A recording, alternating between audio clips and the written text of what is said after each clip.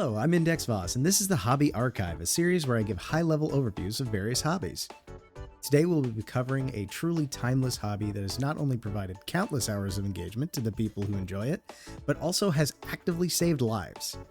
Today, we're talking about ham radio. The history of ham, or amateur radio operation, goes all the way back to the discovery and utilization of radio waves as a form of communication in the late 1800s. By 1910, thousands of radio repeaters had been set up within the United States alone, to such a degree that it began to interfere with commercial and military radio.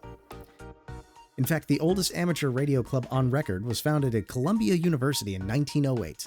However, after the Titanic disaster, U.S. Congress passed the Radio Act of 1912, restricting American amateurs to frequencies under 200 meters or shorter, in the 15,000 kilohertz or higher range, which was generally considered as a useless frequency band at the time, which reduced the number of amateur radio operators in the US by an estimated 88%. The hobby continued to bounce around in legal status for the rest of the first half of the 1900s, being banned in the US and many other countries during both World Wars I and II due to concerns that amateur radio operators could be utilized as spies or saboteurs, or to potentially spread propaganda or other materials to weaken the morale of the home front. After World War II, international amateur radio operators continued to develop not only the craft and technology of radio communications, but also assist in the formation of various regulatory bodies, both within their own countries and internationally, ultimately culminating in the 1979 World Administrative Radio Conference in Geneva, Switzerland, establishing the 30-meter, 17-meter, and 12-meter amateur frequency bands. The reason I said that this hobby has actively saved lives in the intro is because amateur radio operators regularly volunteer both their knowledge and equipment to aid emergency services in multiple scenarios across the globe, such as natural disaster response, search and rescue operations, and during man-made disasters such as 9/11. Personally, I was lucky enough to be on a local repeater during a major storm that came through the area that I was living in at the time, and I was receiving live updates from ham radio operators in the area on the status of power in the local area, as well as various different situations such as flooding or other potential hazards that were coming about as a result of the storm. It was not a severe storm, but I was very comforted to know that there was a network of people out there that were monitoring and communicating with both the local emergency management service and others in their community to make sure everyone stayed safe. So, we know what ham radio is, but how does it work? Now, quick disclaimer, this is an incredibly brief overview, and I am not a licensed ham radio operator. So, do not take any of the following information as authoritative. There are many free resources out there for any one of you to find out exactly how ham radio actually works at a much more technical level than I'm going to be discussing here. Radio waves are a specific part of the electromagnetic energy spectrum, comprising wavelengths from 1 millimeter to 100 kilometers, and generally between 3 Hz to 300 gigahertz.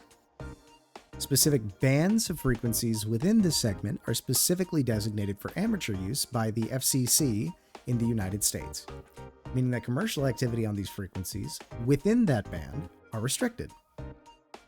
Hobbyists require 3 pieces of technology to participate in broadcasting aside from the legally required license to broadcast. They require 1, a receiver, 2, an antenna, and 3, a transmitter. Most commercially available systems that you are able to use to participate in the hobby combine many of these components into a single system, though the components required to manufacture all of the components themselves are available for purchase, and some hams to this day swear by custom-built home systems. It requires a high level of understanding of both the scientific principles and the engineering principles behind radio design to be able to build one of these systems on your own.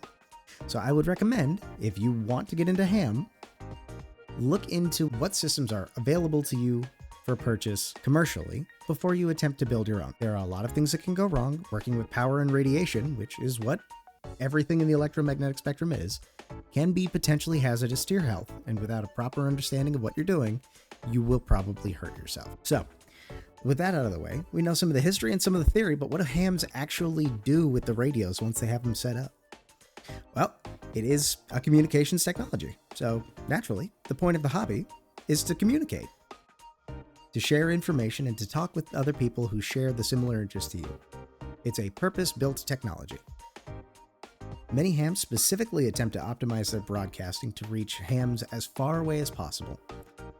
There are ham radio operators in almost every single country on the planet. Though each country does have their own specific regulations on radio operations, the only country in the globe that currently has a full ban on radio activity at an amateur level, currently, as of I think 2024, is North Korea. So the odds that a ham will be able to broadcast and talk to anyone somewhere in the world are actually much higher than you'd think. Collecting contacts from stations all across the globe is a bit of a sport in the more advanced ham community, with things called CQ cards, or contact cards, being exchanged between multiple places across the globe. Additionally, fun little fact here, the International Space Station has radio equipment tuned to the amateur bands, so many hams take it as a bit of a challenge to contact the ISS whenever it passes over their area. Aside from that, there are ham groups across the globe, as I mentioned, setting up and coordinating group activities for the amateur radio operators within their local community. These ham meetups generally have specific objectives to accomplish: equipment for display, potentially for advertising, and a chance for fans of the technical aspects of the hobby to meet and discuss their observations and techniques. So in short, ham radio is a very fun technical hobby. It does have a bit of overhead in both the equipment and the required licensing to broadcast. However, anyone can tune into an amateur frequency as long as you're not broadcasting. So I highly recommend, if you're interested in a purpose-built communication technology other than internet messaging that has a broad history behind it and can potentially help you help your local community, I highly recommend that you look into what's required to get into ham radio for yourself. All right, that's all for today. Thank you.